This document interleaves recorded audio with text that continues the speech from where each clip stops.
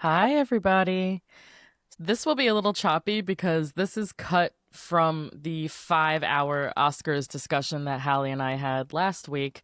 We decided to take the top 10 of 2025 discussion and I re edited it and turned it into a whole separate little bonus episode. So that's what this one is. This is Hallie and I running through our top 10 movies of 2025. Quick side note on that, at the time that we recorded this, I had not seen The Testament of Anne Lee yet, starring Amanda Seyfried. Now that I have seen that movie, y'all, if you can go find this movie somewhere, I don't know where it's showing. It's been kind of a smaller release, but this movie blew me away. And if I had seen it at the time that we did record this episode, it definitely would have made my top 2025, knocking one battle after another peg lower. So, and if you're listening to this today, February 17th, Hallie has one more show of her play that she wrote, Where We Lay Our Scene, tonight at 6:30 p.m. at the Chain Theater NYC as part of their One Act Festival. Go out and support our girl Hallie. If you haven't listened to our Oscars episode, go back and do that so this conversation will make maybe a little more sense. And lastly, Hallie will be doing an Oscars watch-along party at the Rat NYC in Dumbo, Brooklyn on March 15th, live with the Oscars. Tickets for both of these events will be in the show notes. Thank you. So do you want to just run through our top 10s, nominees or not? Just like, let's do it. Overall, your 2025, what were your favorite movies, plus your honorable mentions? The best moment I had in the movie theater was watching Sinners in 70 millimeter IMAX at the Lincoln You Center. got to see it in 70? Oh my God, yes. Oh, we don't have 70 in North Carolina. Oh, I'm sorry. I know. But the biggest, it's a real IMAX. It's not the Limax, which is important. But just I burst into tears at the one scene everybody talks about because I was not expecting them to jump time in liminal space. Yeah. And then I'm like, and I just can't believe you know what else made me cry is the moment where, shout out to Ludwig, when Annie's lighting a match and he plays the guitar strings strikes it with in sync with her lighting the match, burst into tears. I got fucking chills. I was like, holy shit. This is before anything fucking happens. I was like, this is the best movie I've ever seen. Yeah. I'm looking around the theater and we're all just like, oh. Yeah. Whoa. I talked about, I just released the Sinners episode, but this was like my number one movie going experience. I'd say in fucking years. I would have to agree. So special. I have not I don't know. There's just something about sitting in a movie theater when you're watching something that you know is going to be a classic. And it just doesn't happen that often. I think I felt it with I definitely felt it with Get Out. I felt it with Lady Bird. I felt it with Power of the Dog. See, I didn't see any of those in theaters. Coco. So I've never seen Coco. Sorry, that was dramatic. I don't know if I can handle it. I'm a grandma girl, so I'm gonna be in fucking shambles. Take a little Eddie. Take an Eddie with it. Although that might make you cry more. But it might make me cry. It might make it worse. I'm a grandma girl, and I lost her when I was very young in life, so I have a feeling I'm going to be fucking destroyed by Coco. You probably shouldn't watch it. After Sun felt that way with. Couldn't believe what I was watching with After Sun. I've never seen After Sun either. Oh, the ending scene of After Sun is... It does a similar thing to Sinners. I can't believe I'm saying that, but it's true. Where it does something that you can't believe this is what it's doing to you, and then you're realizing what's going on, and it's all about a liminal space that's created, and the camera and cutting, and anyway, but anyway, all that to say, Sinners. Sorry, I had we that got experience. off track. All right, number one. No. Sinners. Number one is Sinners, and it's a perfect. I think it's a perfect movie, and I think it's a classic, and it's a fucking vampire movie, and it doesn't pretend to not be. And it's so much fun. On top of that all, it's a horror movie. It's a horror movie, and it's so much fun. And I will say, shout out to my dad. This is how good Sinners is. My dad was medium on it, And then the end scene, the mid credit, which my dad's just not a horror boy, but the end scene where they jump time and they're in the 90s, my dad said that scene made the movie excellent. Which I don't agree with because I think the whole movie is excellent. But my dad, the whole movie is excellent. But I know it's a hot ass fucking take. But I think a movie that can trick you or can like change your mind in the movie that just like elevates it to another level for me. Where I'm like, it changed the mind of someone who was mild on it, which is like so special. Not a lot of movies can do that. I love that. So anyway, Sinners, number 1. I had a great time with horror this year. Listen to my Sinners episode if you haven't yet. Oh, absolutely. I'm like halfway through. I love it. Yeah, it's a long one. I love it so much. We went House of R length on this one. I love House of R. I love you guys. It's perfect. No notes. We love you too. That original cut, by the way, was 3 hours and 50 minutes. We're going to beat that bitch. tonight. Oh my God! Please, Halley. I'm in. Oh my God. Okay. Bet. What am I gonna do? Stay the night at my office? Big deal. Oh so my what? gosh. So what? Where am I going tomorrow? Here. Here. Sorry. Okay. I loved Weapons. That's my number 2. Speaking of Warner Brothers horror. Speaking of Warner Brothers, dude, Warner Brothers made my list. What a year. Numerous times. Yep. I think all the big ones. And then, Weapons is, I think, also a masterpiece. I think it's about the general psyche right now in a way that's fun. It's a great hang. It's so scary. And again, like, about the worst fear that parents have. It is. Your it's kid about just fucking disappears one day. Our collective societal grief of what happens when just innocence is destroyed overnight and like the unthinkable can happen, and it's about, I think, generational like failure of each other, which is so wild.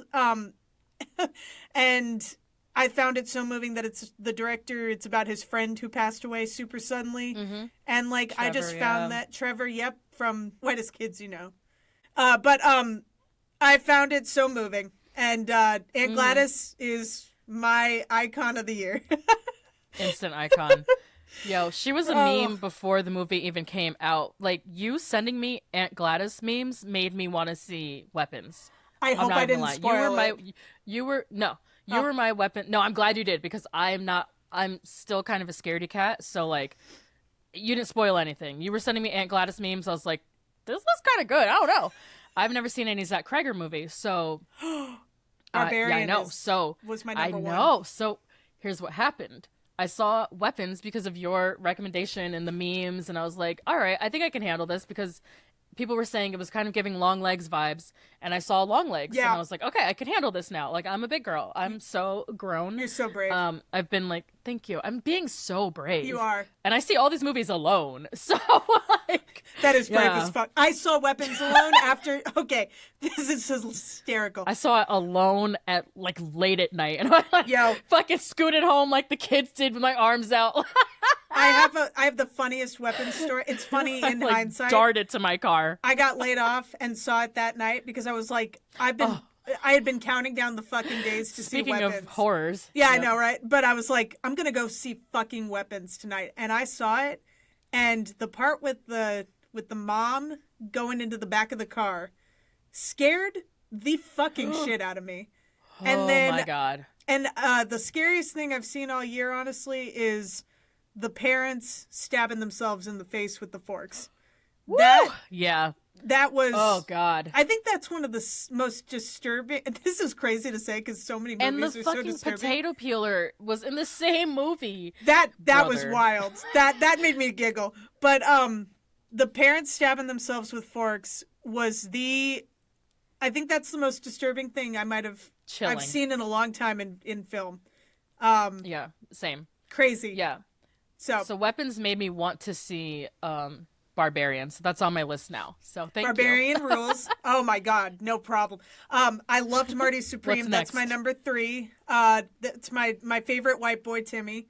Timmy cooking, just showing up, showing out. He's cooking. Tyler the Creator showing up, showing out. That whole cast looks like New York 1950s vomited all over celluloid. Yep. Like, I just was like, are you So fucking real. kidding me? So many real faces, real voices. Oh my God. Like, yeah. Shout out to Luke. I forgot his last name. But the Dion, the plus size gentleman. So Oh, yeah, good. yeah. I've seen him on TikTok or Yeah. something, or IG. He- He's from, I think he's from near where I grew up. I think he's from, like, Poughkeepsie. He is my hero. I fucking love him. Like, He was fucking great in that. hysterical. Just him going, it's the Marty Supreme ball, not the Marty normal ball. It's a unique ball for a unique guy. I'm like, oh, put it in my He believes veins. in Marty. He believes Yeah. in the man, and just I love roles like that, like characters like that best friend who's just like so ride or die. I just wish that Marty didn't fuck over and ruin everybody's lives that he came into contact with, but you know, utter piece of shit of a human being. But he's the worst. But, you know, the worst person. as mandom goes, though, he had a child and his heart was healed. I'm kidding. I hate that shit, but it was so funny. Okay, I laughed. I laughed too. I was I like, laughed. give me a fucking break. Like, as soon as that movie ended, that dude was probably back out on the streets Oh, hustling, like He ran. He dodging. ran. Yeah, That's what's he funny. ran away. Is people think that he's like changed at the end of the movie? All fixed now. I don't Yeah. think. I He's all think he better. fucking ditched. He had a baby. He's better now. I think he panic attacked and fucked off to back to the ping pong hall or whatever. But it is Absolutely. so I agree with you. so much fun. I had a blast. I was worried the dog died. The dog did not die. But when the dog blew up, or the explosion with the dog running, I laughed out loud like I haven't laughed in a minute. It was so funny. Yeah, the second time I saw this, I forgot to warn one of my friends that I saw it with, Marissa. She screamed when she saw the explosion. I was like, the dog's fine! Like, I had to spoil it for her, even though it's like 10 seconds late, because she was starting to she was starting to fucking cry. I was like, he's fine, he's fine, he's fine, he's fine, he's fine. Oh, yeah. It's okay, I'm sorry. I was Oh, like, yeah. Marissa, it's okay. Oh, my She God. was losing her shit. I was like, it's okay, baby. The dog is fine, I promise. If they had killed that dog, I would have been shocked. But I also would have been like, that's a Safdie movie. I did sign up I for was gonna this say, shit. yeah. I mean, You did. But Oh, no, but I white people loved can't it. handle that shit. They cannot. I love Marty Supreme. I want Timmy to win. Okay, number 4, Companion, a fantastic film. So special. That script should have been nominated this year. It's a stacked ass year for scripts, but Companion is a really special movie about it's a more fun ex machina. And it is really, really saying something about where we are as a society with AI, beyond with AI, but just our therapy, our masculinity problem, like our, what is it, lonely boy epidemic or whatever. Like, it is saying something Being a woman. Being a woman, being queer, just really just the loneliness epidemic of society right now. And it's that movie. I'm telling listeners, don't sleep on that movie. It's a really smart horror thriller. And I agree. Companion's great. oh my God, what a good movie. That movie actually blew my mind. Also, one of my biggest laughs of the year, Jack Quaid saying, "You're not even. I don't even own you. You're a rental," to the robot. Oh. My boyfriend and I, who are tech nerds, laughed our fucking asses off. Oof. It also struck such interesting conversation because we asked each other, would you own a companion? And I was like, I Ooh. think I'd rent one. And my boyfriend was like, fuck yeah, I would. Which tells Not you me. something about the genders of America. Yeah, see, I don't know. That's so I'd feel funny. weird about it. I'd I don't even think I like people enough to, like, why would I want to... Why? oh my God. It's just so... Oh. It made me want to think Your about... favorite misanthrope. No, I mean, look, my sister would have companion dogs if they made those. You know what I mean? I have a companion. Her name is Maxine, and she's 10 pounds and meows nonstop. Maxine. But it just, that movie makes you think. I'm such a fan. I laughed so hard at it. It's so funny. So scary. What else you got? Twinless. Have you seen this movie? I have not, because it wasn't nominated. I had to start dropping some ones that I needed to catch up on. Oh, my God. Yeah, Twinless? I have not seen this yet, but I keep hearing about, what's his face, Dylan O'Brien. He's astonishing in it. He's really good. That boy, Dylan O'Brien, the wolf boy. The wolf boy can act. I'm just a little bit too old for the whole Dylan O'Brien thing. I've never seen Teen Wolf. I don't think I've ever seen anything he's been in. I'm gonna be real. I didn't know who this man was until Taylor Swift made her All Too Well music video or short film. Oh, I've never seen it. Yeah. He played Jake Gyllenhaal, basically. Allegedly. But okay. He came on my radar like last year. I'm like, who? Yeah, I don't get the appeal crush-wise. He's not my type, but apparently he's a real thirst trap for a lot of girls, a lot of girlies. Yes. But he's who Jacob Elordi is trying to be in terms of his acting chops. He can play, so he plays twins, and the whole thing of this, I can't give too much away because there's an immediate twist, but basically it's a twin grief group. And Dylan O'Brien has just lost his twin, and he meets a guy who's actually the writer-director of the movie. He meets a guy in the group who has also lost his twin, and they become best friends. And it's basically a psychological... They're trying to, like, replace each other's twin? Exactly. They kind of grieve together. That's funny. Well, it's sad but funny. No, it's crazy, sad, and funny, but it is a psychological comedy almost. Like... Mm-hmm. But it had shit in it that I choked laughing at how insane this movie was.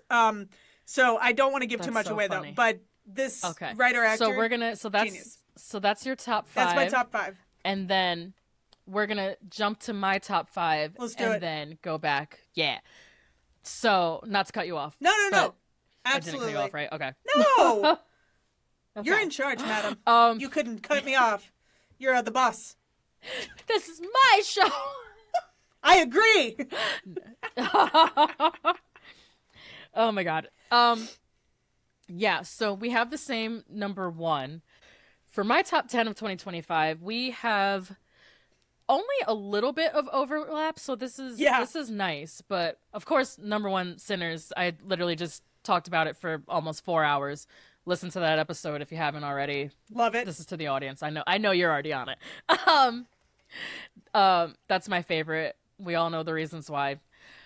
Number 2, and this was number 2 and number 3 were movies that I saw within the last 2 weeks that completely changed my top 10 list. Like, went from 0 to, wow, I actually like these both more than Marty Supreme in One Battle After Another. So those 2 movies kept dropping down and down and down. The more movies I saw, I was like, ooh. Just for variety's sake. And it's like, I'm a little over just like selfish white men. I deal with that in my everyday existence for 38 years. Like, I'm good off that. Especially because, like, being from upstate New York, I know and have experienced so many fucking Marty Mausers in real life. Like, I got it. Oh my God. I have, like, insufferable New York man PTSD. So heard Marty in One Battle got dropped, but number 2 jumped straight from 0 to, this is the second best movie I've seen all fucking year. If I Had Legs, I'd Kick You. Can't wait to see it. This movie knocked me on my ass, Halley. I sat there literally the entire credits just like, oh, she's gonna get nominated for an Oscar. Like, it wasn't even a fucking question. Rose Byrne, and you'll appreciate this as like one of the girls, it's basically just Rose Byrne's face for pretty much 2 hours straight. Whoa. And it's like, just, I think it only takes place over like 2-3 days, and it's just, or a couple weeks, sorry. And it's just her losing her goddamn mind dealing with a very sick kid who is ruining her life. who she resents and is very fucking annoyed by. And it's just such an honest, maybe a little painfully honest depiction of what it's like to be a mother, what it's like to be a full-time, basically single mother, because her husband just appears as a voice on the phone off screen for almost the entire movie. You don't even see him. And it's very, like, important to her experience as a character that he is just like this figure, you know, just like some guy who yells at her on the phone every day about how she's not doing enough. Oh my God. Oh, brutal. Her kid, you never see her kid. It's just her voice really just nagging at you. Like, it's off screen. It's just like, Mom, what about this? What about that? Mom. For the sound design, I talked about it on the Shiva Baby episode. If you like Shiva Baby, you will love this movie. I had a good time with Shiva Baby. It's so stressful, and it's just, you're stuck basically in this woman's world for 2 hours straight while she's like, I wrote it this way. I'm working on a piece about like a lot of the 2025 movies and how parental stress and fear manifests. And for If I Had Legs, I'd Kick You, one of the things I said was basically Rose Byrne's character is attached to her child, tethered to her child via this feeding tube. Like, the whole plot centers around like this kid's on a feeding tube, she won't eat, she's not getting better, and because of that, Rose Byrne can't fucking do anything. Right. She can't leave her alone. Like, she's just stuck with this fucking kid, like, with a hole in her gut, just screaming for like 2 hours, and you're like, fuck!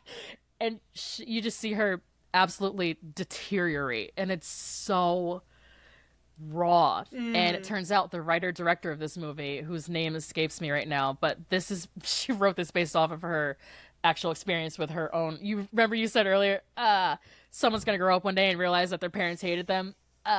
She wrote this about her experience with her actual daughter. I did know that. Yeah. You know, she was like, she hasn't seen the movie. I was like, man. Yeah, maybe she shouldn't. Like, her daughter's fine now. Like, she got through it, but it's just really about, like... I think they'll have a good laugh about it. I hope, at least. I hope so. It is very darkly funny, but it's also just, like, heartbreaking, because you're like, damn, this kid does not shut the fuck up. She won't eat anything, complains nonstop. She's, like, starving to death, and this mom is, like, breaking her back, trying to get her up to weight so she doesn't die. And all she does is complain about wanting a hamster and, you know, not wanting to go to school and just being a menace. And it's just such a great performance. Rose put like her whole heart and soul into it, and it pairs really well with Die My Love, which is on my honorable mentions as far as just maternal fucking stress and like rage. It's just such and that's Lynn Ramsey, like, basically, it's like a call and response between those two movies of just like, it really fucking sucks being a mother, and I don't like it, and I don't like my kids sometimes, you know? Like, totally allowed. And I know I'm not supposed to say that, but I'm saying it through my art. I'm so stoked. We're going to have to see how SAG and BAFTA shake out, and that'll tell us. Did she get nominated for both? I think she got a BAFTA nomination. Let me check. Yeah, let's double check that. While you check that, I'm going to go to my number 3. Yep. So my number 3 of 2025, this also, I saw this like last week, 2 weeks ago, and it jumped right over the other consensus kind of quote unquote number 1 and 2 amongst like white bros. No Other Choice. Go Park Chan-wook. By Park Chan-wook, who got completely fucking shut out of the Oscars. Fuck. He always does. Flabbergasted. They hate him. I don't know who he pissed off at the Academy, but they fucking hate that man. I actually learned it might be because he apparently like broke the picket line during the writer's strike. He was working on something that he shouldn't have been. It's a little gray. I don't know. But I don't know if he was actually part of the WGA at the time. It's like a whole thing. And he's like, well, I live in another country. I don't care. The man's in Korea. Right. Give he's the guy a break. I don't know if I have to follow these rules. I'm not American. I don't really care. Exactly. So anyway, there's some beef there. There's something I don't know what's going on with Park Chan-wook, but there's no excuses for what was the movie he did in 2022? Decision to Because Leave. that also didn't get Decision to Leave. Also got nominated for 0 awards. So it's personal. I'm thinking it's personal. I don't think it has anything to do with the strikes. That was before the strikes, and they still don't like you. But whatever happened there. As a currently unemployed person, no other choice. That movie spoke to me. That shit hit different. My friend Bella was joking with me. She said, hashtag, my culture is not your costume. Because I am so, like, deeply unemployed. It's been, what has it been? 6 weeks or something? No, God. It's been like a month. Well, actually, by the time this comes out, knock wood, we'll see. But it'll be 6 weeks if I don't land this job. And I knew I was getting laid off since, like, September of last year. So I've just been sitting at work every day for 3 months, losing my fucking mind. Like, why am I here? Ridiculous. Just absolute insanity. So I'm at work searching for other jobs. Right. Fuck that. While still doing the job. So stressful, Halley. And sorry. to see this movie, like, yeah, thank you. It's rough out here, y'all. So seeing this movie while I am so, like, severely unemployed and just having a rough time looking for jobs and just so stressed out, and it's just like looking for jobs is a job, and it takes hours out of your day, weeks out of your month, and sometimes leads to absolutely fucking nothing except, like, identity fraud. You know? It's great. So No Other Choice really, really speaks to the moment of 2025 and unemployment and economic downturn and what it's like to have a family on top of that. Again, couldn't be me. But this man, again, it pairs very nicely with If I Had Legs, I'd Kick You Too, actually. Like, not that she's, murdering anybody, but just that like, kind of feralness to a parent when they're going through a really hard time and they're like, I have to do anything to keep my kids alive and to keep a roof over their heads. Like, how far will he go, basically? And he's like, I'll do fucking anything. How far will one man go? Yeah. Yeah, he's like, all the way. Oh, man. I will, in fact, murder people. That's not a spoiler. That's, like, in the trailer. Love it. He's like, I'll do anything to get a job and to get ahead in this economic climate. And I'm like, felt. So fucking felt. Seen. Oh, my God. So, yeah, definitely No Other Choice, number 3. Number 4 right now, which might change as I keep seeing things. I don't know what's wrong. I think I'm having, like, my own kind of personal backlash to these two movies. But right feel now, you. Yeah. Shall we open the bag of, I don't know. Shall we open the can of worms of the white boys losing their goddamn minds and making movies about it, and it's a little much. It's a little too much. I'm just a little over it. I'm a little over it. Yeah, I have actually 3 movies right now that are like that in my top 10. Again, they might end up moving out because I don't know. But right now I have Marty Supreme at number 4.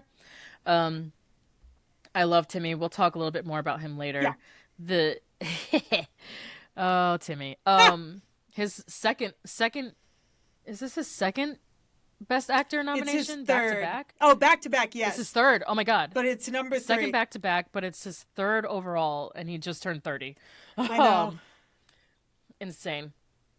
It's funny because last year, we can get into it, but last year, Adrian Brody, it was the Battle of the Twinks.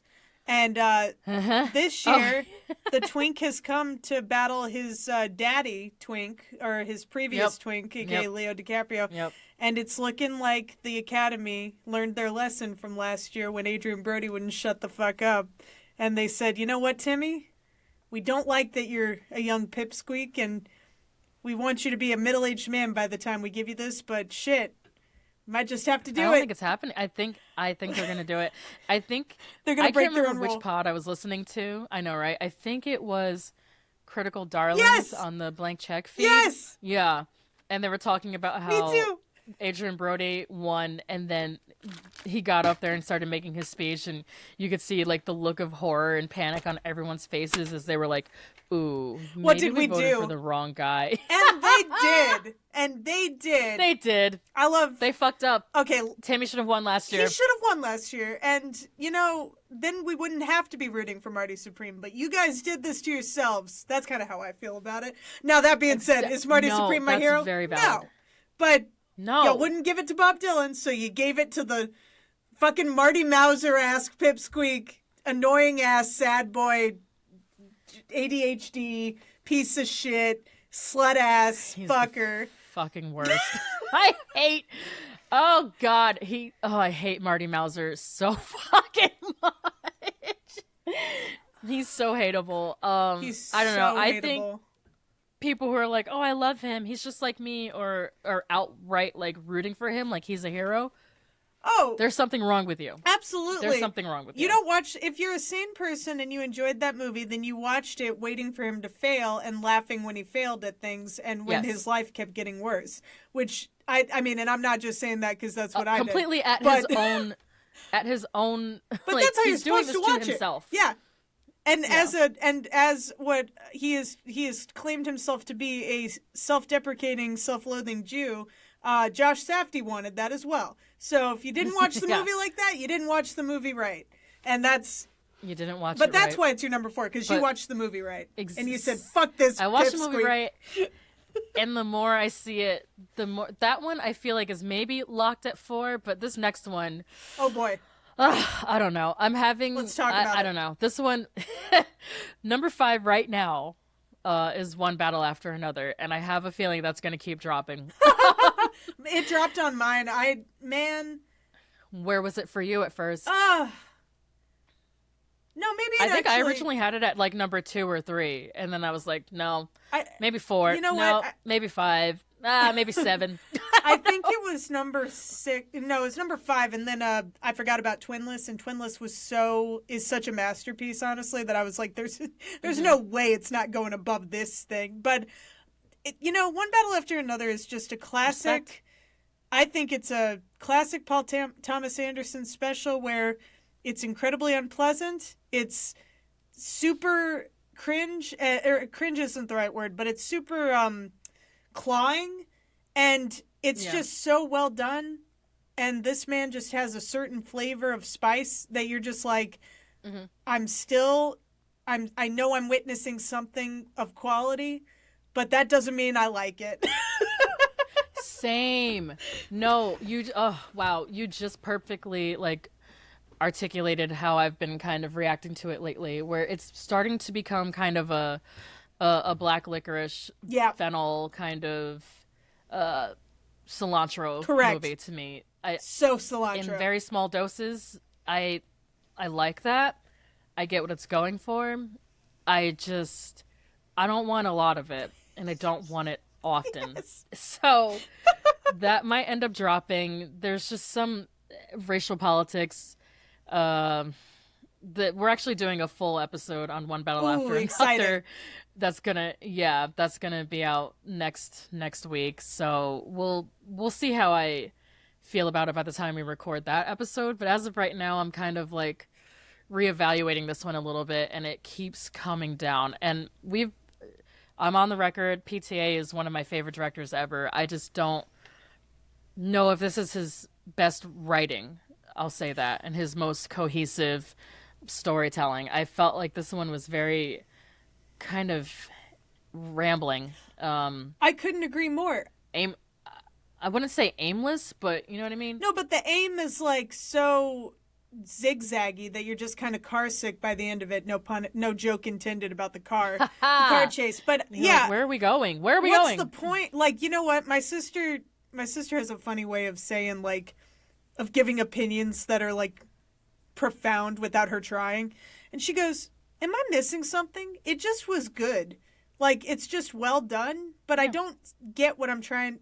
She basically said, like, I don't know what I'm supposed to have an opinion on. And I'm like, yeah, that's kind of what I don't like about it, is I think it's just saying a lot of stuff that it's just saying a lot without saying anything. Word salad, no dressing. Is it saying too much? Yeah. Is it saying too much? I don't even think it's saying. I don't think enough. it's saying enough. Like it's trying to have its cake and eat it.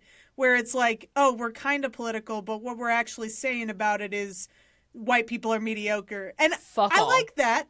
I like that part of it. I actually think that's kind of We know that. right? Yeah. But we know that, and then what? Like, there's not much else to say besides white people are bullshit, and which is great. Yeah. I love a good white people are bullshit movie, but yeah, like, and especially white men in the case of One Battle After Another, but. You know, I wanted more of the daddy-daughter stuff. I wanted more about Chase Infinity's, you know... Same. I wanted more about who she thought she was. I wanted more... Like... I wanted more Perfidia. I wanted more Perfidia. We all wanted more Perfidia. Who is Perfidia? Who is she? You know, Tiana Taylor did a lot of that heavy lifting, which is... And that's great, but, you know, it sucks when a character leaves a movie and there's a big hole in the movie waiting for her to come back for 2 hours. Kind of sucks. I did love Sensei. Yeah, Ocean Waves, Bob. Benicio is the best part of that movie. Ocean Waves. Ocean Waves. Deep breath. Deep breath. Ocean Waves, Bob. Ocean Waves. He's the best part of that movie for me. Him and Regina Hall. Oh, love. That's so funny. Regina Hall was so good in this. It's kind of a shame she was barely in it. I'm like, barely. She has like 3 lines. I don't know. There's something about this movie that I think is gonna keep. I think where you have it is appropriate. So that was our top 5s. Let's go to your bottom 5s of the year. So, so you've got number 6. What do you have? Look at that. One Battle After Another went down to 7. Lols. See? Yeah, because this is hilarious because I know you don't like this movie. I fucked with Begonia. I fucked with it hard. I had a blast. I know. Oh, that's so funny. I loved it. I don't know. I'm not okay. For full disclosure, I did not fuck with Poor Things that much. I didn't think it was saying much. I kind of had a similar thing to Poor Things that I did with oh my God. One Battle. Wait, One Battle After Another is this year's Without Poor a Things. question, it's this year's Poor Things. Except, they weren't calling Poor Things the fucking derogatory. They weren't calling Poor Things the greatest fucking film Best of the movie decade. of the fucking decade. Incorrect. Oh, stop. Thank you for I appreciate us agreeing on the fact that That's an immediate no. I felt gaslit. I was like, that can't be true. Immediately no. And I love PTA, and I'm with you. It's simply not. PTA is one of my boys, one of my white men, which is crazy. Right. But this simply is not the case. It's not. He made 3 films last decade. Well, no, wait. He made what, 3? It was The Master. The last Phantom 3 Thread. are all within this decade. Yeah. Jesus. No, Phantom Thread, Licorice Pizza, and One Battle After Another. Oh shit, yeah. Are all. Yeah. Well, I liked Licorice Pizza more than One Battle. I'll say it, but I know that I'm crazy. Ooh. I know that's spicy. Oh, I love that. Love Licorice Pizza. I think that was my number 1 of the year. I still haven't seen it. Oh, but I love that shit. Yeah, I'm getting around to it. It's a hot mess express that I fuck with. But a fucked up 26-year-old girl, put it in my veins. Evil, put it in my veins. Anyway, but I do love evil women. I love evil women. Thank you. No, but PTA has made 3 better films than One Battle After Another, and it's like, get the fuck out of here. Like, it's just incorrect. The hype is crazy. I did want to ask you something about this. Yes. While we're still on the One Battle After Another kind of overview, I've been thinking lately, and I have a feeling you'll see what I'm saying, but do you in any way feel that some of the One Battle After Another absolute glaze and hype and overreaction that we're seeing, and maybe overrating that we're seeing, is in Backlash and direct response to how well Sinners did and how much Sinners is being spoken about, and how I think the white bros just don't want to admit that Ryan Coogler did a better job than Paul. You know what? They don't. I just think that I think everyone kept saying for most of 2025, oh, Sinners is number 1, easy. Sinners is the best movie all year. Sinners is the number one movie for Warner Brothers, you know, so on and so forth. Number one original movie, I will say. 100%. And then by the time October, November came around, all the fucking, after like 6 months of hearing that, all the bros, the film bros, the white boys especially, are like, no, actually, One Battle After Another is the best movie of the decade. You know, trying to like one up the success of Sinners and kind of feed into that narrative of like, oh, the only reason that people like it is because it's a black movie. Oh, kind of thing. I would not be surprised. Or it's because it's I think there's a little bit of that going on. I would not be at all surprised if that was the case. I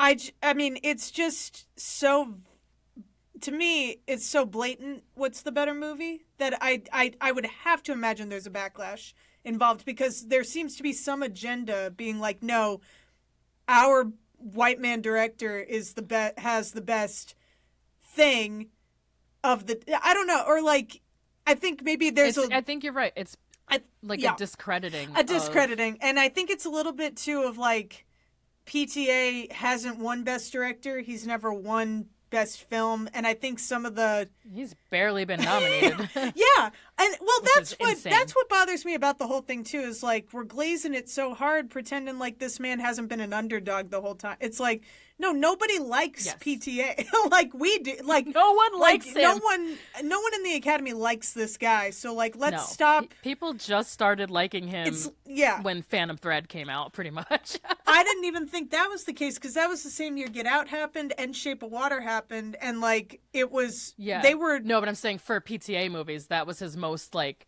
critically well received like ever. Really, even until over One Battle After Another. Yeah, even over There Will Be Blood. Phantom Thread. Yeah. Oh, sorry.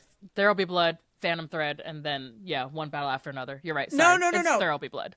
No. And then Phantom Thread number 2. No, I would have been shocked if they didn't jump into There Will. Funny enough, Coen Brothers beat that, but we'll get there.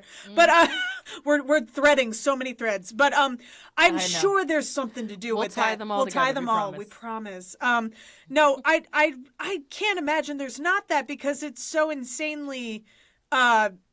It's not even an apple and orange thing. Sinners just is the better movie. It connects more dots. It has more of a point. It's not saying according more. to dudes named Kevin online. Dudes named Kevin. Well, Kevin's. You do love a good car chase over a hill. I did love that car chase. I'm not shading the car chase. But I think like even PTA would be like, no, Sinners is saying more than me. Like, so it's definitely, there's an agenda. Nolan is saying it. Like Daddy Nolan. Spike Lee is saying it. Daddy Spike, Daddy Nolan.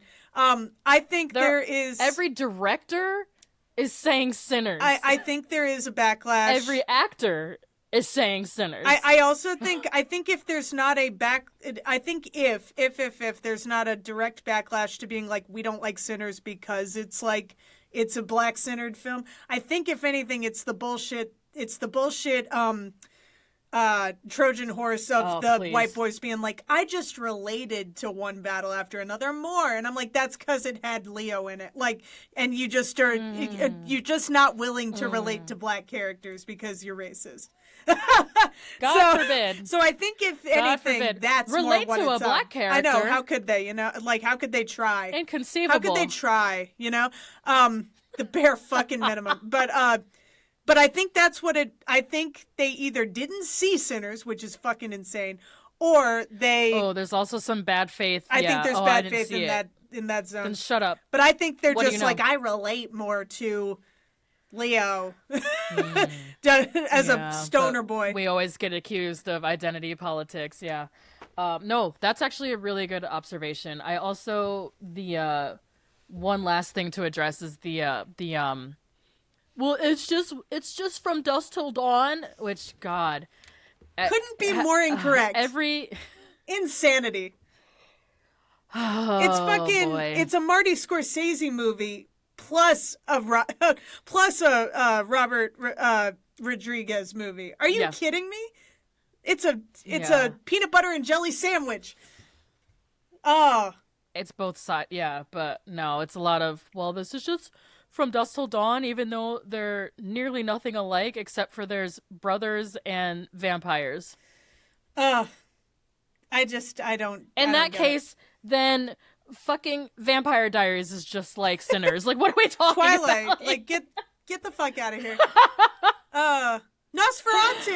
Come on. Vampires yeah, right? Exhausting. Also, we're acting like Universal Monsters didn't create cinema. Like, get the fuck out of here. Like, vampire... Like, it's like the oldest genre. Even Guillermo del Toro didn't do as good, and I love the man, but he couldn't even top the monster cinema quality of Sinners, of Ryan Coogler. Agreed. Ryan Coogler bested Guillermo del Toro. Get fucked. And PTA. Fanboys.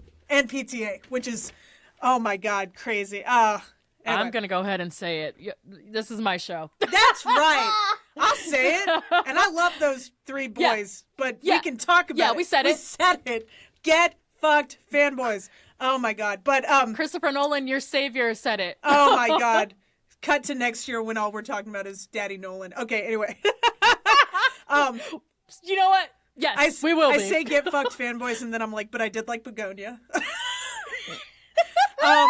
Loved Begonia. Just like me, for real. Sorry, we went on a long tangent there. But so that was we'll skip around. Yeah. So that was your number 7. Yep. One battle after another, which for all the reasons we just talked about. So let's jump back. What's your number 6? Begonia, loved it. I thought it was so astute. I thought it was scary. I thought Emma Stone and Jesse Plemons' performances I found transcendent.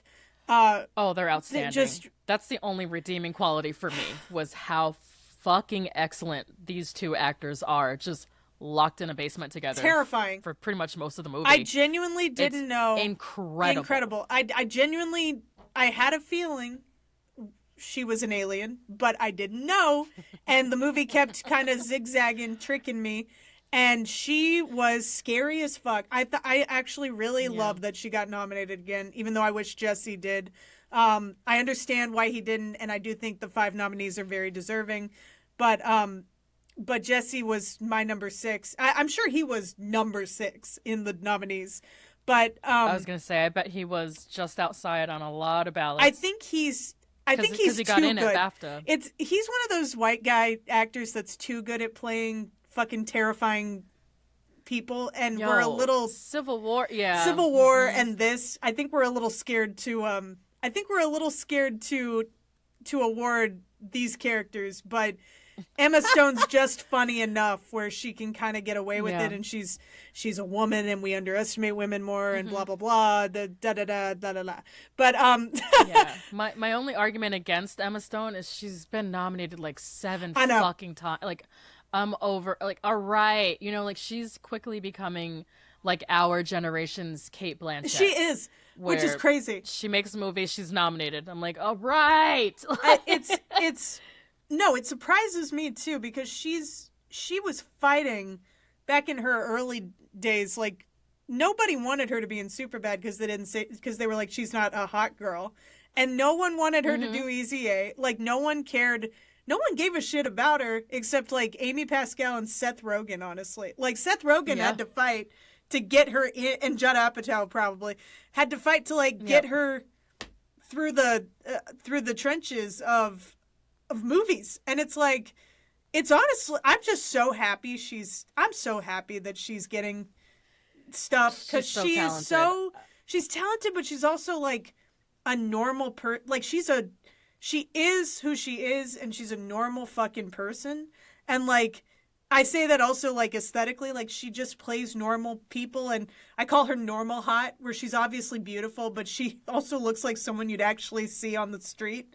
And like, it's so refreshing, because like my sister and I call people normal hot, then there's like model hot, and then there's alien hot. Zendaya and Cate Blanchett and Tilda Swinton are our alien hot girls. And movie star hot is like, Rose Byrne and Margot Robbie. And then, or like model hot. And then like, and then normal hot is Emma Stone, and I'm trying to think of Jennifer Lawrence, I think, is pretty normal hot. There's a lot of normal hot. A lot of slipping my mind, but Florence Pugh is normal hot. Saoirse Ronan's normal hot. Florence Pugh looks like someone who you just see in the street, and you're like, oh, That's she just happens to be an actor. But I love Emma Stone, and I loved the incorporation of an autistic actor / character. One of my favorite comedians, Stavros, was the perv cop. And he ate and left no crumbs. He was so. Oh my God, he was so scary. Oh, he was terrifying, and it was his first movie. So uncomfortable.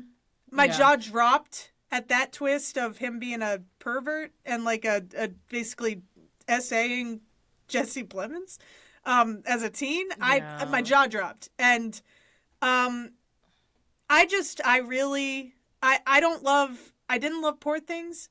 I liked The Favorite, and I liked Kinds of Kindness, but this was whatever Yorgos is cooking. This is my flavor of Yorgi. Oh, see, this isn't my flavor. I loved The Favorite. Cool. Olivia Colman was barely incredible. liked Poor Things. Poor Things was so bland to me. Yeah, I'm with you.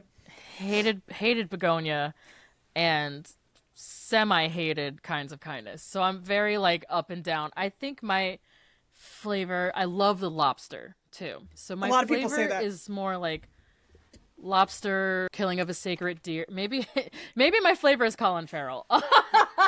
No one's gonna come at you for that. That's a correct opinion. I think my flavor is Colin Farrell and Yorgos. He's and then tasty. One Emma. And One that's Emma. The favorite. One Emma. One. Just and one. It's also like Emma on the side, because she's just a side dish on the. A side dish is crazy, but you know what I mean. It's you're right. No, you're right. That's mostly what's her face? Olivia Colman. Olivia Colman. Sorry, yeah. I was just like blanking on her name. I was like staring into the middle distance, thinking about Fleabag. I almost called her Godmother. I was like, Godmother. My favorite role she's ever done. You're right. God. It's Olivia Colman and Colin Farrell, I think, is more my Yorgos flavor. But I did love, speaking of Kinds of Kindness, I did love Margaret Qualley. She is one of my favorite like young actresses. Really? North Carolina's own. Oh my God, Hey! she is. I'm dead. Oh my God. Asheville's own. I love Margaret Qualley. Really? That So surprises me. I like her. I'm really? okay on her. She's got her moments. Oh, interesting. I don't know. That's my flavor. I get that. I totally see that. Okay. Yeah. Oh, Sue, come on. Favorite Margaret Qualley role is Sue. 100% Sue. Yeah, I think her and Jesse Plemons were my favorite parts of Kinds of Kindness too. That makes sense. And Willem Dafoe, of course. Love so that yeah, man. I think the only time I've really, really loved Emma recently is, did you see The Curse? Yes, loved it. Had a blast. Oh my God. She's great in that. That's like the best thing she's ever done to me. I think you're right. I think you're right. I got the same. You didn't get the same flavor of The Curse in Begonia? Yeah, kind of, but I just thought that, like, I knew the whole time. All right, I'll say this maybe kind of ruined my experience of it. I knew she was an alien the whole time. And not because anything was spoiled for me. I think I've seen so many Yorgos movies at this point. I took one of the night school movie classes I was telling you about. We did a whole Yorgos class. So I think because I kind of just studied him a lot recently and have just seen a lot of his movies recently. Halley, I don't know what was wrong with me that day. I was just, every single thing in that movie that happened, I was like, yeah, okay. I did see that Nothing was surprising me. Nothing was penetrating. I was just sitting there like, I was just kind of like when you maybe get exposed to a something like a style or a performer too much, and then they're like, oh, look at this like wild and zany thing. Like they're trying to shock you, and you're just like, yeah, I know what you're gonna do. I feel you. I know what you're gonna. I know your tricks, Yorgos. I'm not surprised anymore. I definitely felt that I'm with not Poor entertained. Things. Poor Things was my yeah. Ooh. I love Frankenstein, and I love The Bride of Frankenstein. And I was so into this, and Emma Stone being kind of a Frankenstein type girly, and then I was just like, okay, is she just gonna like learn to? she's just gonna like be a free spirit in the in the society, and I'm like, oh, okay. I don't know. Like, yeah. I loved her. Like, damn, she's gonna be naked a lot, huh? It was a lot. It was too much for me, and I like. Yeah. I'm a sex scene gal. I like, that's crazy to say, but I like a good. No, I'm right there with you. I like a good honest sex scene, and like a I don't know, going there, and that was just like, to me, I was like, all right, I got nothing. This like isn't overkill. giving me anything. Yeah. Girl, you know me. I don't think I've ever said too much titties about anything in my life, but I don't know. I'm over it. Anyway, we are so off I track. love it. Sorry. What was your number 8? Oh my god. Molly? Okay, going into children's territory, of course, because what better time than right after talking about titties? K-pop. K-pop fucking Demon Hunters, baby. The movie that shook the world and answered the question, can the worst title ever be the best movie ever? Yes, it can. Oh my god. Yes, it can. I thought this movie was going to be the dumbest shit. I was like, K-pop Demon Hunters is the dumbest title I've ever heard in my life. No. That's honestly what turned me off from it at I first. was not going to watch it. Animation number 1. I was not going to watch it. K-pop number 2. Oh my god. You're anti-animation? Wait, that's so funny. Not anti, it's just I'm never seeking it out. Fair. My god, this blew my mind. I was I just wasn't expecting a female friendship story that was so moving, and like the songs are the best. It's the best musical since Encanto. I don't feel that soundtrack it fucking fucking slaps. rocks. It's next level great. Like it's got the best. It's all K-pop writers. It's gays and women writing the fucking songs. And shout out to EJ, who got spat out of K-pop, the K-pop industry, and then just has made the biggest comeback where she's beat everybody. Redemption tour. She beat everyone at their own game with an animated character. How fucking sick. Yep. And like, guess what? Because cartoons don't age, baby. They don't age. They don't age. And she just is. I mean, she's going to win the Oscar this year, and it's going to be so. I'm going to cry. Absolutely. We're all going to cry. I cried at the Golden Globes already. So happy for her. Oh, yeah. I love that she's also like. Golden is like generational. Oh man, that gives me that like hit of golden age Disney. You know. Yes. Just. Ooh. I haven't. That gives me like Lion King, Tarzan, you know, like that level of like swelling, like anthemic banger anthems that we used to have in animated films when we were growing up. I think that this really touched into that. It struck like a classic kind of golden era nerve while also mixing it with that like anime influence and, you know, like a modern kind of like what's happening right now with like the explosion and really mainstreaming of manga, anime, Asian animation in general. This movie kind of tapped into both worlds of the modern and what's happening as far as like kids being really into Crunchyroll and YouTube instead of fucking Pixar, which keeps bombing, and you know, classic Disney movies are like, I don't know, so what? But K-pop? Yeah, the kids love that. I couldn't agree more. Manga, anime, the kids love that. Spider-Verse style animation, my god. All over it. This movie really turned me around. I didn't want to see it. Yeah. This was another one I didn't want to see. I was like, fuck this movie. And then maybe about a month later, I was like, I don't know, I was doing laundry or something, and I was going to put it on initially as like a background movie. And you got hooked. Do errands too. Girl, maybe, I want to say after the first song, I just stopped whatever I was doing and I sat down and I was like, all right. Oh, yeah. Oh, my gosh. Like.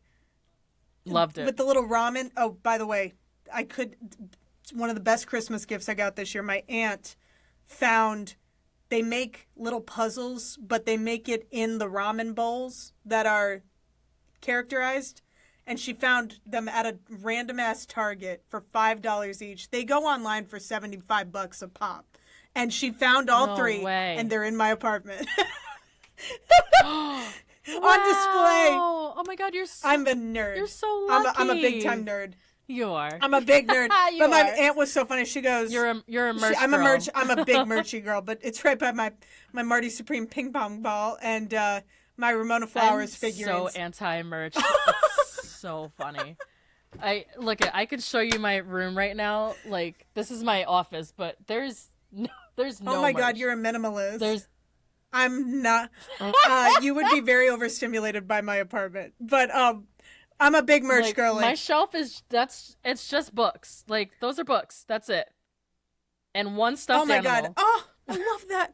I'm such a merch girly that I would ask AMC people, like, are you selling your shirts? And they said no. Why would we sell our work shirts? Halley. Some of those shirts are fucking awesome. Wait, I did, as a birthday gift, you just reminded me, I do have an AMC A-list cap that one of my guys got me. Thank you, Kyle. I love Shout that out, hat. Kyle. It's like a classic gray dad cap. I love a good dad cap. But it says A-list. It's my number one. Yeah, I love that hat. Okay, love so I that. do like some merch, but wearable, or like if it has to go on a shelf and it has no purpose, I don't want it in my house. Oh, I don't want my it. boyfriend and I both love a good shelf item. I am autistic. It's very much a thing. I am on the tism. I'm undiagnosed, but I think I'm on the different end of like. You're on the what does it minimalism do? tism, and I'm on the maximalism tism. Like what? I love it. Minimalism. Minimalism, and I'm the maximal tism. I feel you. I feel you. If it doesn't serve a function, if there's no purpose, is it not a tool? What am I I have a using little it for? toothless just staring at me with little wings, and he lights up. Look at his eyes. He serves no purpose. Wow, that is a toy. It is a toy. Do you know about how Netflix got caught holding like the biggest bag and left so much fucking money on the table because they didn't know this movie was going to be such a big hit? So when it came out and started blowing up, they didn't have any toys. They didn't have any licensing deal for these characters. These dolls still are in production. How stupid. Right? Do they not know BTS was the biggest band for years in the world? Clearly they didn't. They don't. They're crazy. That's nuts. Like, K-pop has been a global phenomenon for 10 years. Right. It starts blowing up. Everyone's like scouring the internet. You can see the searches spike last year. People looking for roomie wigs, Halloween costumes, toys, plushies. Nothing. They couldn't find anything. People had to DIY all of it. Oh yeah. Shout out to Mary, our beloved Mary. She had to DIY her roomie costume because her kids all wanted to dress up this year, and it doesn't exist. So she had to braid this fucking purple wig and do her own makeup and cut together an outfit out of her own clothes because she's like, I can't find a roomie costume at Party City. Like, what are you doing? No Halloween costumes? No dolls? No toys? Like, insanity. Netflix fucked up the merchandising on this movie. It's crazy. I can't believe they were that. Not ready. Well, I guess they've never had a animated hit like this before in terms of like toys. They haven't. Like, they haven't. But yeah. Oh my God! They're girl warrior princesses, like pop star warriors. Right. Of course, they're going to want toys. Maybe that's why. Absurd. No, what you said earlier. Maybe that's why they're like, well, this is for girls. Who cares? They really had no idea that. Well, it's so funny because the movie itself is about how wildly diverse the K-pop fandom is. And it's like they didn't watch the movie. Mm-hmm. Like, it's like the big, like, strong guy crying, which is my boyfriend. He loves K-pop. They know. Loves Rosé, loves Aww. Lisa, loves, Ruby? Was that, I can't remember her name. The one that was in The Idol. R.I.P. I don't know who any of these people are. Blackpink. Not the Idol. Oh my god. They're all in Blackpink, basically. But Blackpink, like BTS and anyway, the Soja Boys in and of itself were gonna be insanely huge, and Soda Pop should have been nominated for best song. Hot take. You're not the only one who thinks that. I forget who else I was talking to who rides really hard for Soda Pop. I think it's my friend Carrie, but somebody else was like, damn, no love for Soda Pop? Little surprised by that. I know it's a silly song. Anyway, K-Pop Demon Hunter is a phenomenon. A phenomenon, one of the best movies of the year.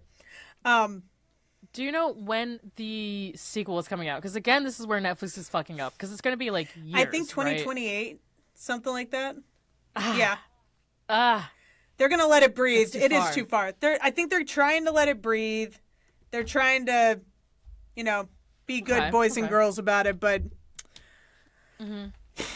they're, I don't know. Yeah, that's a little far. It is too far. And speaking of animated, what's your number 9 of 2025? The Shakira song. I can't. Zootopia 2 fucks. It's fantastic. Disney needed a win. I've never seen these movies. What? Oh my god.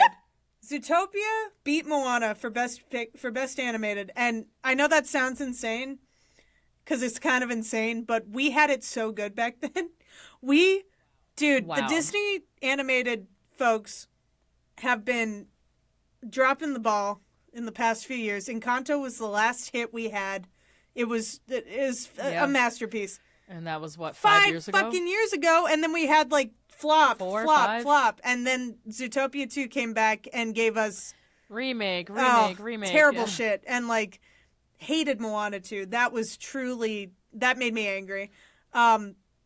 It was so bad. It was infuriatingly bad. And Strange World, if you don't remember that, good, because it was shit. It was embarrassing. And then there was another one that I don't even remember. And, God, I don't even remember when Frozen 2 was. That was shit, too. That was Thanksgiving in a movie. It was the Thanksgiving story. Anyway. But,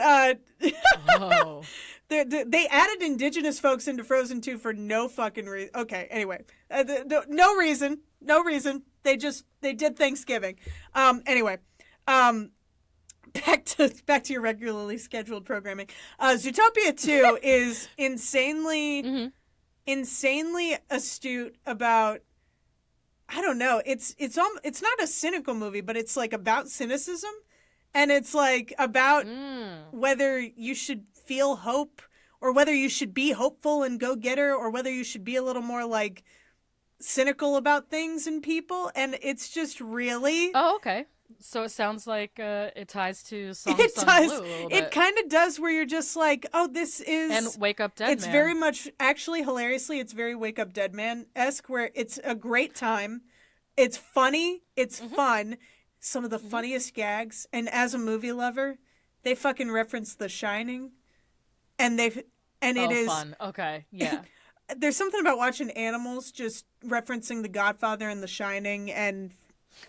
crazy ass shit that I'm laughing. I love that. That speaks to me. That's like the Animaniacs part of my soul. It's Looney Tunes, Animaniacs. Okay. You just made me You're want to gonna see have a great time. I love the Animaniacs. I love Tiny Toons like that. I laughed for a Fortune. Is it Fortune Meister or Fortune the comedian Fortune? Oh. North Carolina's finest. Feimster, I think. Fortune Feimster plays one of the funniest, has one of the best voiceover roles, performances, and plays a beaver. Oh, I love her. Coated white trash, but it's like, but just annoying the shit out of Jason Bateman, but then they become partners, and it is... She just cooks, leaves no crumbs. I laughed for 10,000 years from her performance. Ki Hui Kwan is adorable as a cutie patootie snake, and Andy Samberg shows up as and cooks, absolutely cooks. It's really astute. There's a twist that actually is saying something, and basically a character says, "I don't want to do better," and I was just kind of like, "Oh wow, you really are you're going somewhere with this." Like, and the subtext is the subtext is the text. The subtext is the text, but it's also like, whoa. We're talking about this? Yeah. It's like when Ken and Barbie said, "Hey, how does it feel now?" I was like, jaw dropped. Jaw literally dropped. I was like, "Oh, we're doing this in this movie?" Like, blast. So yeah, Zootopia 2. Right. That makes me wanna check Don't it out. sleep actually. on it. Good shit. Good shit. Okay. You know what it is? I literally just have to be like in the mood for Yeah. cartoons, and I very rarely Understood. am. But when I do finally like get around to like catching up on, I've been catching up on. That's one of my big 2026 film watching goals, is to catch up on a lot of Pixar and a lot of Ghibli movies. Mononoke. So, yeah, I will be watching more. I've seen Mononoke. Love Love Mononoke. it. Scary as shit I in a will minute. be seeing. Yeah, I will be seeing more this year. I'm kind of just working my way through the Pixar catalog right now and trying to like get over my hump of animation. I gotta suck it up, because movies of this quality, like K-pop Demon Hunters and whatnot, they're gonna keep making them, and I think they should. Couldn't agree more. I'm not always gonna like rush out to see Understood. them, but I will. I'm not like closed off to them. I come around to them eventually, and then sometimes I end up liking them. Couldn't agree more. So let's round out your top 10 here. What's my your number 10 is The Testament of Anne Lee, and it is a. This is not playing in Raleigh yet. I can't find it. Dude, it actually no. It as of today it's starting to play, but I didn't have time to see it. Dude, I heard because it was barely playing in New York. It just got here. It is. Yeah, it just It got is here. okay. It's in the pantheon of unpleasant ass movies of the year, but it is. I say that. Here we go say again. that in terms of the subject matter is incredibly dense. It's historical. It's sad. It's dark. Anne Lee was basically, she kind of became known as the female Jesus, or like the female Messiah figure of the Shaker movement, and I know you know a lot about it because New England, upstate New York. But it is so. We have a whole like Shaker church in Whoa. Albany, and That's sick. babe. There's a Shaker Heritage Society. There's a Albany Shaker Road. Oh my God. There's a Shaker Museum. This Oh might, yeah, Albany was one of the like Shaker hubs. I think they showcase what you're saying, everything you're talking about. I think it's like where they end up, right? Is that where they ended up? Yeah. Yeah, they go. Yes. They have a whole recreation of it. So I would love to know what you think about it. Okay. It's I All found, right. but there's it's not a musical. I don't know why they kept saying it's a musical. It's not a fucking musical. I meant to ask you about this. They keep advertising it as if this is like a maybe it's because it's Amanda Seyfried and they're trying to capture the Mamma Mia audience, but they keep saying it's a not a musical, musical. and I think they're giving people maybe the wrong impression because It couldn't be less of a musical. not? It's as much of a musical. Sinners is more of a musical, which is also, I don't think is really a musical. Okay. It's exactly like Sinners in that there are songs in it, but it's not. Yes. They don't burst out into song. They are singing in the world of the movie.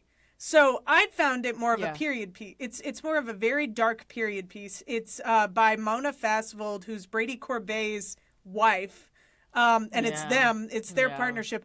I think, and I'll be on record with this. I think she's a better director. Do it. And I liked. Ooh, I felt. I love to hear I know it. I'm watching something good when I get goosebumps, and I don't know why.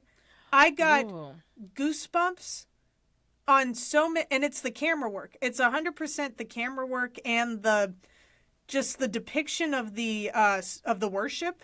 It was refreshing to see something that wasn't trying to, like, similarly to Wake Up Dead Man. It was about faith, but it wasn't trying to, like, preach. I want to talk about this one and too. it was just showcasing characters of faith in a way that was so respectful. And I just found that, and I think Sinners does this too in a way, even though it's like a little more like it's not showing worship per se, but it's showing, I think, a form of worship, which is the celebration of heritage. But like, I just found it so moving. And then Amanda Seyfried's performance is truly heartbreaking because her whole thing is just she's fighting to. I think she was a touched person. Like, I think she was probably a prophet of some kind, like Anne Lee, but it's very much showing her as just like she was born into a time that was just super unkind to her and circumstances that were unkind to her. And she's just kind of fighting through it and just trying to just remain as faithful and pure as she can while fighting through such hardship. And it's like, again, parental trauma. She had like 4 miscarriages, and they depict that. It is extremely it's very Hamnet-esque. Okay. It's too much. It's not too much. Like, I think it's just enough, but it is incredibly unpleasant.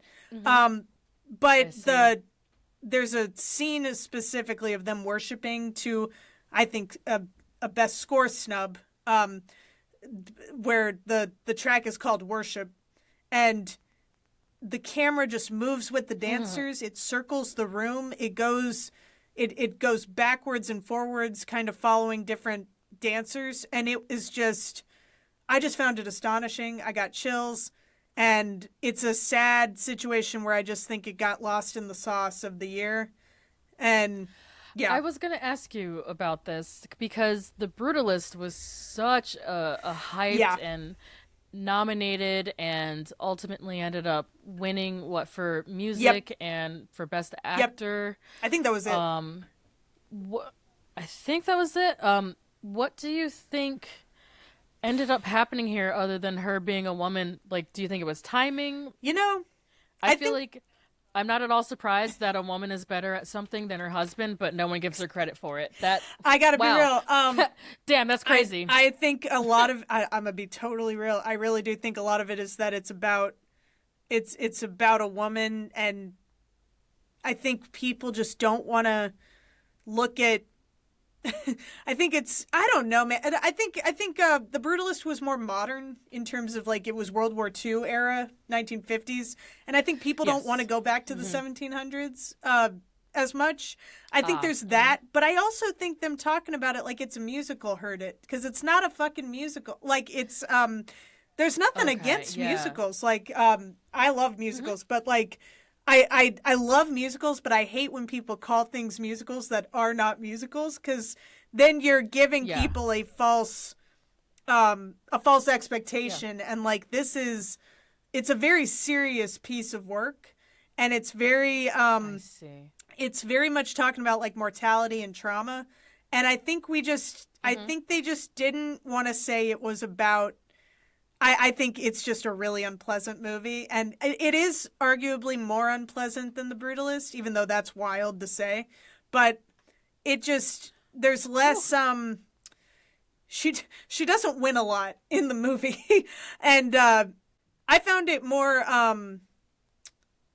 daring than The Brutalist. Like, what it's trying to do is definitely more ambitious, but I just think people didn't want to go to the movie and I think it's just too unpleasant, which is shitty. Because Hamnet's just as unpleasant, in my opinion. I was just going to say, in a sea of unpleasant female-led dramas this year, maybe it was just like one too many. I think it was one too many. Yeah. They should have waited a year. I was a little surprised and I was very surprised at Amanda Seyfried missing for Best Actress, because I know there had been a lot of discussion about her early on in the season. I really thought she was going to get in, but it just seems like this movie had no juice. No one's talking about it. Barely anyone's seen it. It's not playing anywhere. It's also, like I said, a big part 100%. Of it. I can't see it until the end of January, almost February. Like, how? I don't know. I just think... Yeah. I think it's interesting.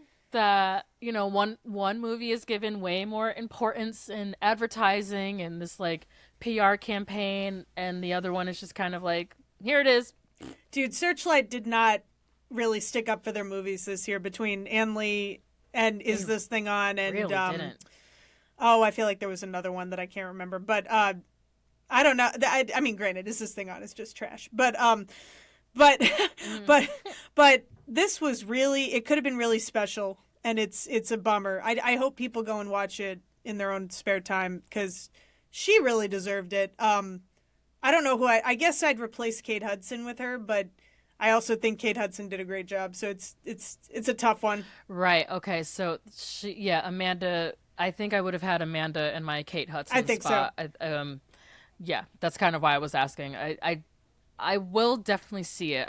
I'm intrigued by it. I'm intrigued by Mona as a creator. She's great. And what she can do, kind of like outside of Brady, who I just do not enjoy. I don't like him. She made Unpleasant Things really beautiful to watch, and I think the opposite of Brady. I think he made like beautiful things unpleasant to watch. And again, masculine and feminine. Yes. And I think it works for them because they're in love and they're partners, and I love that for them. Yeah. But I prefer the feminine touch. Right. Period. Okay. Speaking of feminine touch, You're fucking queen of the cinema podcasting. I'm obsessed. thank you. Oh my God, Hallie. So my number 6, speaking of, you know, incorporating your family and your family dynamics into your film work, Sentimental Value. Have you seen this? I just watched it over the weekend. I thought it was beautiful. Wow. Okay. I was Beautiful. definitely Yeah, impressed. Me too. This one keeps Yeah. growing. This originally wasn't in my top 10. And I had to bump Weapons for it. That's fair. I totally see that, actually. Weapons was in that bubble spot. Weapons was around 10 all year, and I kept playing with it, moving it in, moving it out. At the end, it's in my honorable mentions. It didn't make it, but Sentimental Value, just such a beautiful work. And Stellan Skarsgård nominated for, is he in He Best is supporting. How? Yeah, I kind of agree. How? I kind of agree. Who is he supporting? He's the lead actor in that movie. I think they're just doing it so he'll win. Yeah, I'm being real. Who is he supporting? Quickly. You know, some would Right, say he's exactly. supporting no one in the movie. Oh my God. Bad Dad Cinema. Yeah. Bad Girl He's Dad Cinema, Bad Dad specifically. Cinema. Wild shit. Yo, again, one battle after Yes. another. Oh my God. The dads are losing their goddamn minds. That's so funny. Wake Up Dead Man. Like, we got a lot of bad right. dads. A lot of Oh bad my girl God. dads. Yeah. This is a great year for A terrible year for year girl for girl dads. dads, actually. Y'all are fucking up left and right. But yeah, Sentimental Value is a beautiful movie. I highly recommend that one. I saw that with my friend Taylor from Film Nuts, the Film Nuts podcast, who I had on Film for Nuts. Jaws. Shout out. Yeah, he's a sweetie. So he texted me in the middle of the day on like a Monday and was like, Sentimental Value. I was like, yeah, I'll be there in an hour. I'm going to be real. The rollout for this film has been atrocious. I could barely see it in the cinemas. I didn't even know Fuck it was this shit, here. man. If Taylor didn't text me, I would have fucking missed it. It's not playing here Yeah, anymore. I had to rent it because AMC wasn't fucking showing it, barely. It was in for like a week. How embarrassing. They better Yes. re-release it. I think it was here for Embarrassing. a week. They need to re-release the shit Yes. out of that. So yeah, number 7, another intense, fucked up family dynamic, while also the backdrop being just absolute fucking hellscape America, 2020 America. Ari Aster's Eddington. Love that you have this This on one, here. Eddington, I think maybe it was that second viewing, and it was, I actually met a girl at the AMC after my first viewing of it, and we're friends on Letterboxd now. I love friendship. And I just made a friend in the bathroom. Yes! After the movie, and we had like a post-film clarity moment in real life. I was like, hey, what did you think of that? And then we talked for like an hour after the movie. Beautiful. So shout outs to that girl. I can't remember her name right now, but we're friends on Letterboxd, and we yapped about Eddington for probably, oh, I think talking to her initially really upped it in my ranking, and then that second time I saw it, I had to really pay attention and study it because I was watching it to cover on the Sleepless Cinematic podcast. Nice. I love them. I love those guys. Yeah. They're great. Aren't they great? Yeah. Shouts to Emilio and the gang. We went deep on that movie. So that second viewing, for some reason, Hallie, like, it kind of blew my mind. I think this is the best version of, like, a quote-unquote too soon I movie. kind of agree. You know what I mean? Like, everybody was like, fuck that. I don't want a pandemic movie. We are barely out of the pandemic. This was just 5 years ago, barely, and we're still living in it. Like, why do I want to see a movie about this? I think Ari Aster had so much to say with this movie. And anyway, I did a whole episode on the Sleepless Cinematic podcast about it. Maybe I'll link it in the show notes for here. But Eddington really surprised me, and as like a certified Joaquin Phoenix, he scares me. I'm not gonna call myself a hater. I don't hate Joaquin Phoenix, but he does scare me. So I have a hard time with his movies. It was The Master and then the Joker, like 1-2 combo. I was like, I'm good. What about Gladiator? Terrifying in Gladiator. The trifecta. Johnny Cash. He's very the good. The trifecta of terror. Oh, he is, but holy shit, he scares the shit out of me. So I wasn't even gonna see Eddington, and then I kept, because it was so controversial coming out of, where did it premiere? Venice. Yeah, I think. Yeah, Venice. I think it was Cannes. It was one of them. And people hated it. They did. People hated it, trashing it, like flipping out about it. All the bad press kind of made me want to see this movie. So, 100%. Thank you. I liked it. I wanted it to be scarier. Mm-hmm. I just miss Hereditary, Ari Aster. See, I've never seen Hereditary, and I don't fuck with severe horror like that. So this is the Ari Aster that's that fair. I like. And you might fuck with social commentary. You might not fuck with Hereditary. I just miss. I don't know. There was something about. I guess I just wasn't very surprised by it. I know that sounds lame, and I don't. I was waiting for a big surprise, and there isn't one. I did like that. Are you talking about? I mean, there's a big action sequence, I loved. Which see, was that's a when it little got surprising fun. to me. I was really excited by that, but yeah. Okay. I was like, yeah, he's gonna kill him. I knew he was gonna kill him. Oh my God. As soon as he killed the homeless man, I was like, yeah, he's a spree killer. He's gonna go kill this other guy now too. Oh my God. And everyone in the theater was like, that whoa! was shocking. I was like, also the use of Katy Perry's firework, hilarious. That's one of the best scenes of 2025. That's good shit. I swear. I love also just Pedro slapping the shit out of Joaquin is so funny. Joaquin playing a beta male who loses his shit is so genuinely funny to me. Like, he's really good at it. And another excellent Emma Stone performance. Underused, I will say. I'm sorry. If you're going to put Emma Stone in your movie, give the woman more to do. I know people are saying, but that was the point. Like, no. Okay, I mean, I get it. But like you just rejection. wanted more Emma. Yeah. I thought maybe this was the proper amount of Emma for me. You know what? I respect you like her as a side. You like her as a side to the meal. Yeah. I do. I like her as a side dish. That's hilarious. Really you know what? do. I think she's not. You a know main what's course funny, for and me. I can't believe I'm saying this because I do love her, but I think I feel that way with J-Law. I think I prefer her as a side to the meal because I don't know. I love Emma Stone. I wanted more crazy bitch Emma Stone hooking up with cult leader. I wanted more cult. Austin Butler, my guy. Yeah, he's really. I loved that he's a good cult leader. I did want more of the Native American cop and I loved that he figured out Joaquin did it by the way he wrote the letter E. That was fun. Yep. Butterfly. Yeah, he was excellent. From Killers of the Flower Moon. Yeah. Yes. He's magnificent. Oh my God. He's perfect. He should have been in it more. There was just some problems, like you said.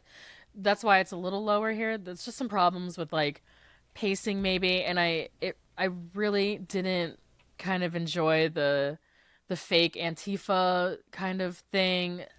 No. I just thought we didn't need it. I thought it was better as like subtext and background, and when it became like this kind of surreal, you know, these guys on a private jet coming in their tactical gear, I was like, all right, we're doing a little too much. But the data center stuff and the AI stuff, I was like, oh, Ari was right on the fucking money with that one. Dude, that was the best part. Like, that was genius. That last shot is brilliant. The mother is fucking terrifying. Deirdre O'Connell is a spectacular actress. Woo! You know, she's Colin Farrell's mommy in The Penguin. Yeah. Oh my God, that's right. She was back to back. Yeah. She's a special theater actress, so I really, really like her. Yeah, fucking wild movie. But the data center shit, 10 out of 10. Great job, Ari. Really good shit. You called it. Yeah. And he wrote that. He fully called that ago. Shit, and I think we just weren't ready for it. And I really actually don't think we were ready for it. Because it's too soon. Yeah, I think Eddington is one of those movies that people will look back on and be like, huh. People are still thinking about this. People are still talking about this. Like, I feel like this was kind of a, like how you feel about Companion. Like, my companion is Eddington, I think, you know? Yeah. They're also, you know, they speak to each other. I'm excited for us to be re-examining. I don't know. I enjoyed, like, AI, the movie, and I enjoyed her. And I'm ready for us to really look at this again and talk about it now. I don't want us to wait. Yep. We need to be talking about it right now. Number 8 for me was Wake Up Dead Man. Like you said, thank you for a lot of the reasons that you mentioned when you were talking about Ann Lee. Just the portrayal of religion and religious people through a more earnest and like respectful lens, and not looking at it as, oh, this is so stupid, or being condescending, or it showed the negative aspects of religion and of religious leaders like Josh Brolin's character. But it really also showed through Josh O'Connell, who is fucking outstanding in this movie. He's perfect for this world. Him and Ryan Johnson need to work together again. I want him in another one. Him and Daniel Craig were incredible together. Just, he has such a beautiful like heart and soul as the priest character, and you get to see like the light and dark of religion, and of having a duty as a religious leader to your congregation and to your community. And I thought it was such a beautiful and sincere performance wrapped up in like a zippy murder mystery. It really surprised me, especially for a Netflix movie. I thought it was way better than Glass Onion. Way better. Way better. Out of this world better. Way better than See, Glass Onion is like the kind of failure version of Eddington to me. Speaking of movies set during the pandemic, I was not fucking with Glass Onion, but I loved Wake Up Dead Man. I didn't have a good time with Glass Onion. I didn't hate it as much as I hated the Menu. I really remember the Menu. Oh, see, I liked the Menu way more than I liked I hated Glass Onion. But yeah, that was that whole Eat the Rich era. We don't gotta get into it, but fucking God. Everybody was trying to be Succession. Which I love Succession. Yes. That's my TV. Yes. Hell yeah. Very much so. Yes.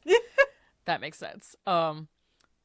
Number 9, I had, again, speaking of parental fear and survival at the end of the world, 28 years later. Girl. This blew me away. Another very unpleasant watch. We are so back. I found it. Oh, man. I found it so unpleasant. Horror is really having a moment. Yeah, I'm not watching this ever again, but it was beautiful in the moment. I Loved it. And I think it, as of a piece with the Bone Temple, it's Yeah. perfection.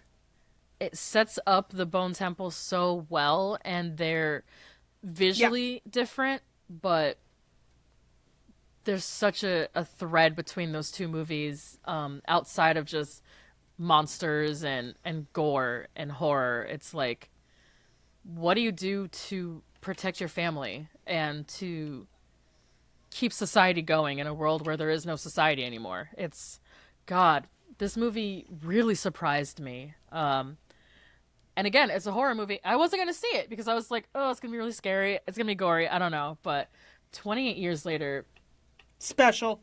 I think I will be thinking about that movie for a long time. And Jodie Comer Oh my God. absolutely fucking rocked it.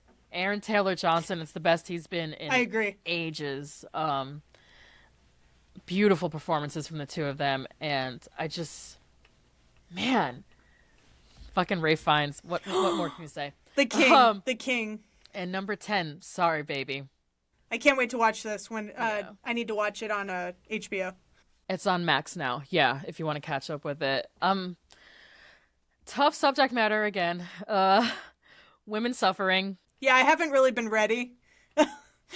If I don't want to spoil anything for you, but you don't physically see anything, if that helps you, because I did know that. Yeah. Which is good. Yeah, okay. I was really worried about that too. I was like, am I gonna have to watch another woman get raped on screen? Like, I'm at my fucking yeah, limit I can't with do it again. Like, as a plot device, Yep. I got it. I don't want to see it. I'm tired. Like, I feel like movies movies by women about sexual assault are different than movies made by men where they use sexual assault as just a plot point or an excuse for their male character to be a hero and their female characters to suffer so that we have sympathy or empathy towards them. I'm like, the only time you empathize with women or like women is when they're suffering. Unpack that. But Sorry Baby just took such a different approach to a very harsh subject matter, and it made it so that you weren't like you were upset and you felt for Ava Victor's character, but it's still hopeful. And the real core of this movie is the two friends. It's her and her best friend, and it's just like a girl's girl movie about going through something that's really hard. Oh, that's lovely. Yeah, it's about going through something that's really fucking hard, but knowing that your best friend is going to be there for you at the end of the day and take care of you, and how much they pour into each other and how much they love each other and how they grow together through this tragedy. It was just absolutely stunning. And Ava Victor, I'm so bummed she didn't get anything from the Oscars for this. I can't believe that, but I really we'll talk about it later. But I thought she was in for. I really do screenplay. think people just wanted to just have Hamnet and just have Rose Byrne, and then they couldn't do anymore. And I'm like, it's lame. That's enough lame, sad women. But I really do think that was what it was. Yet we can have 8 million selfish men. We can do Leo and Timmy and Ethan Hawke. Ethan Hawke, funny enough, is kind of a cunty Marty Supreme-esque character, I guess you could say. He's a real. I mean, Lorenz Hart was a dick to everyone around him, but a delightful dick. So Mm-hmm. But you could have plenty of those guys. He's doing a whole nother level of a situation. But anyway, yeah. But we can only have a few abused women. Just two. That's too many. Yeah. And one of them will win the Oscar. Only 2. Also. Oh, 3. I guess we have Renata. We have Renata Reinsva. Please release us. If you count that. I think that's technical abuse. That's emotional abuse. Oh my God, that's right. So, anyway. Oh, yeah. But. Whoa, you're right. Only 3. Damn, yeah. You're right. Maybe it was like two. Only 3 are allowed. Oh, God. Jesus Absolute Christ. banana pants. Oh, boy. Couldn't agree more. What if China nominated Ne Zha 2 for their best feature? How insane would that be? Oh, I didn't even see that. You led me right into my next question. Look at that. I scrolled down Yes. and you're already on it. Well, I was going to ask you, since you watch more animated movies than me, for sure, if there was any more that you wanted to shout out. And Ne Zha too, apparently. Big fan of Ne Zha 2. It's Ne Zha 2 was... I don't think you would enjoy it. It's a little too much. It's a lot. It's a lot of a lot. I have a lot of shout outs in the animated front. My boyfriend would kill me if I didn't mention Elio. He loved Elio. I liked Elio. I didn't see it. I've not seen any of these movies. Elio had some moments that I thought were borderline transcendent. With the alien child, there's an alien child. He looks kind of like a slug centipede, caterpillar alien, and he was adorable and obnoxious and adorable. My thing with Elio was I didn't really like Elio that much, but which is an unfortunate thing, and I just think it started out as a queer story, and then Disney nixed that, and that was shitty, and. Fuck that. The gentleman obviously had a vision, and then what sucks is they had 2 female directors come in and try to string together what they could, and they did great, but it was just a mishmash of it was a bit of a mishmash of a situation. But for the sake of those creatives, I am glad that it got nominated. But Pixar needs to. We're gonna get a win at some point. We got a cat movie coming. Gato and Toy Story 6 or whatever. 5. I don't even know. I don't know. I haven't seen any past 2. Toys v iPads. Okay, I am excited for Toys versus iPads, including Conan O'Brien. The iPad is my girl Greta Lee, isn't it? I think you're right. I think the tablet is Greta Lee from Past Lives. Oh my God. I can't fucking wait. I love her so much. It's honestly, I love this for her. It's such a genius premise. Like I'm seated for it. I'm so seated, and I'm sad. Conan is a potty training tablet or something. Respect. I love him. Yeah. I'm obsessed. And speaking of if I had legs, I kick you. Our king. Conan is fucking fantastic in that movie. I love him so fucking much. And I'm so happy he's back to host again, by the way. Side note. We'll get to that. But he deserves it. Oh, shout out to Demon Slayer.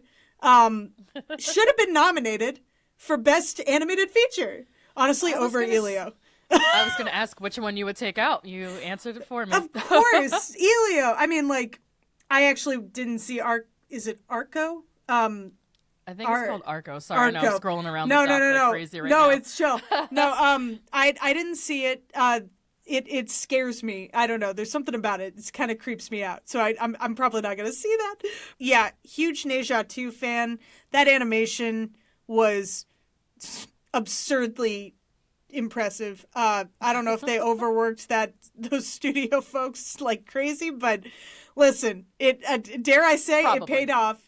I don't know if I'm making unfair assumptions.